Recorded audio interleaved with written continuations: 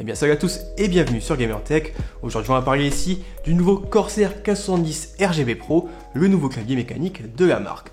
Alors le 1570, vous connaissez sûrement déjà, c'est un peu le clavier phare de Corsair et régulièrement il a droit de petites évolutions. Alors ici c'est encore une fois le cas avec cette version Pro qu'on va découvrir ensemble. Alors ce clavier est proposé au tarif de 189€, ce qui honnêtement me paraît plutôt cher, surtout si on vient un peu le comparer aux autres produits de chez Corsair, puisqu'on a par exemple le Corsair K100 qui est disponible à 199€ et quand même plus complet, je vous l'avais aussi présenté en vidéo, mais aussi à titre de comparaison, on a l'ancienne version, le Corsair K110 MK2 qui est maintenant disponible aux alentours des 130€, ou encore le modèle TKL que je vous ai présenté il n'y a pas longtemps, qui est lui affiché à environ 140€. Donc on va un peu découvrir tout ça ensemble et voir ou non cette version Pro, elle vaut vraiment le coup.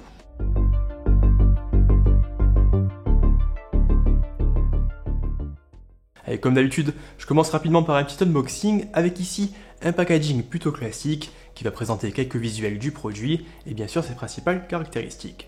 Alors à l'intérieur, le 1510 RGB Pro, il va s'accompagner d'un repose-poignet magnétique, d'un câble USB-C vers USB-A d'environ 2 mètres et enfin d'un peu de paperasse. Alors ici on remarque qu'on n'a plus les petites keycaps supplémentaires qu'on retrouvait avec les précédentes versions du 1570 et ça pour le coup c'est un peu dommage, surtout que comme je l'ai dit précédemment, le prix lui il n'a pas baissé. Bref, j'enchaîne ici donc un peu ici avec le design et l'ergonomie de cette version Pro et pour le coup on va retrouver un peu les mêmes bases que sur les précédentes générations. Honnêtement, il n'y a pas forcément de grandes différences qui sautent aux yeux si on vient par exemple le comparer au 1510 MK2. Alors ici on va donc rester sur un format complet et sans touche supplémentaire sur la gauche, avec des dimensions finalement plutôt imposantes, puisqu'on va avoir une longueur d'environ 44 cm pour une largeur de 16 cm sans son repose-poignet et environ 24 cm avec le repose-poignet.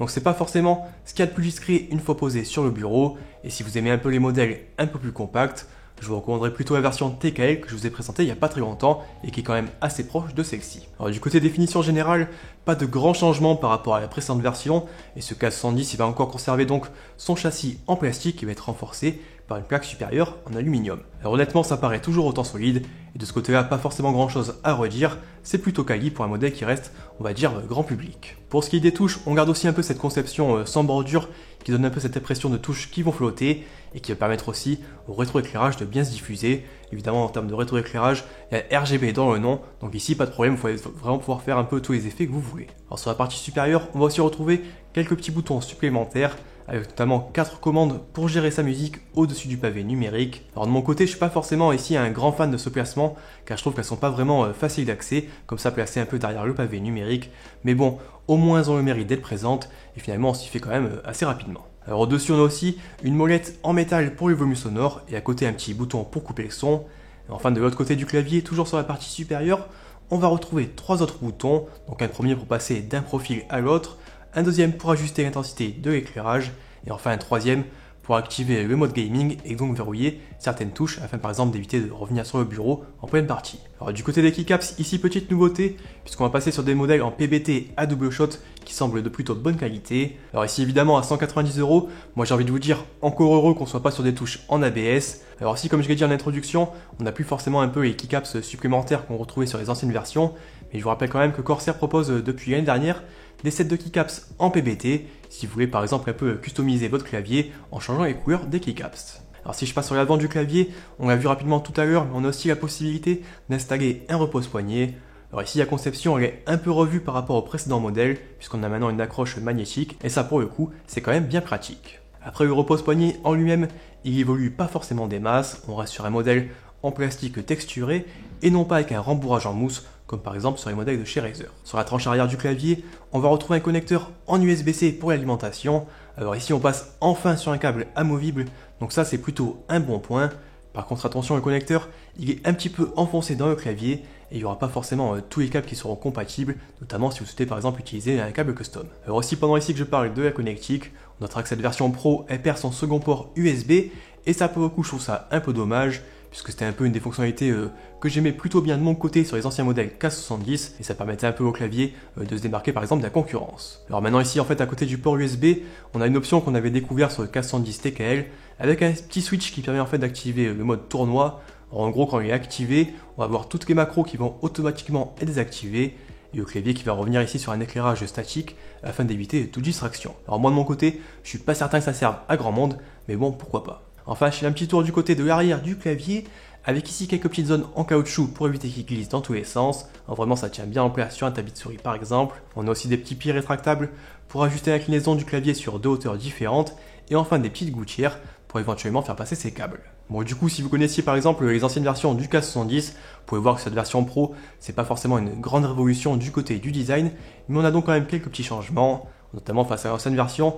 On va gagner ici des keycaps en PBT, un câble amovible, ça c'est vraiment un bon point, ou encore un repose-poignet qui est maintenant magnétique.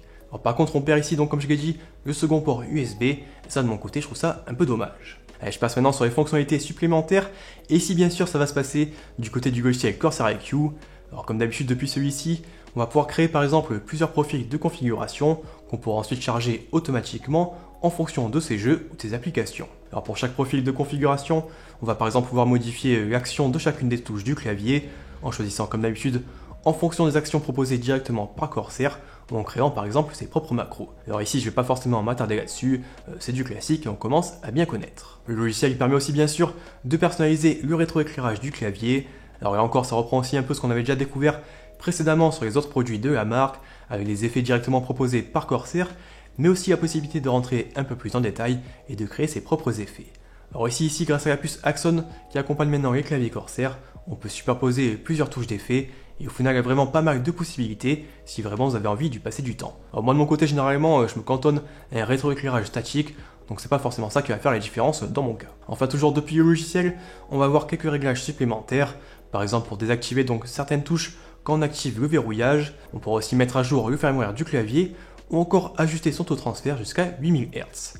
Alors sur ce point honnêtement de mon côté, je vais pas vous mentir mais je vois pas forcément une réelle différence entre 1000 Hz et 8000 Hz, mais bon oui sur le papier éventuellement ça peut vous faire gagner quelques millisecondes au niveau de votre input lag. Alors est-ce que ça va faire de vous un professionnel sur Valorant ou Fortnite? De mon côté je pense pas. Allez enfin je termine cette vidéo avec bien sûr la partie performance, et ici ce K110 RGB Pro, comme souvent avec le clavier de la marque, il va s'accompagner de Switch Cherry MX. Alors ici sur le modèle que Corsair m'a envoyé, moi j'ai des Switch Cherry MX Red, mais le clavier est également proposé avec des Switch Cherry MX Brown si vous préférez un peu des Switch tactiles, ou encore des Cherry MX Speed si vous voulez un peu une activation un peu plus courte. Alors franchement je vais pas vous mentir, mais pour un modèle qui est badgé Pro, j'aurais bien aimé qu'on retrouve des Switch un peu plus qualitatifs, et notamment par exemple les Switch optiques de la marque, les Corsair OPX qu'on avait découvert sur le clavier K100 RGB. Alors ici au contraire on reste vraiment sur du très classique avec donc des Switch Cherry MX, et comme souvent on n'a pas forcément la possibilité de changer puisqu'on n'est pas sur un modèle hot swappable, c'est-à-dire qu'on ne peut pas facilement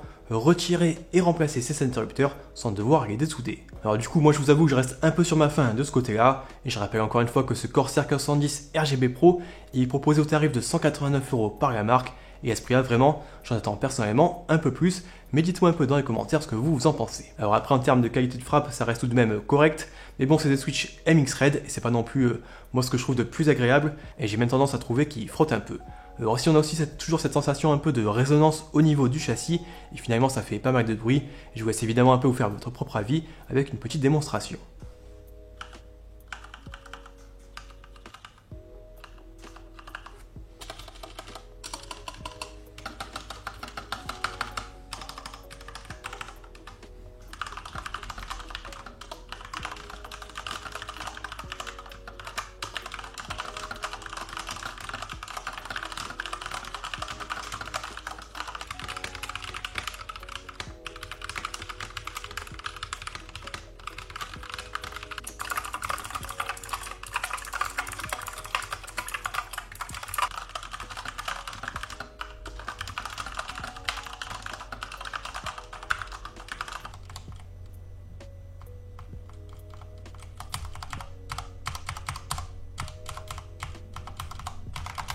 Allez, voilà un peu donc pour cette démonstration de cette Switch Cherry MX Red sur ce clavier Corsair K110 RGB Pro. Du coup, je pense que j'ai un peu ici fait le tour du clavier et de ce qu'il y avait à vous dire sur ce modèle.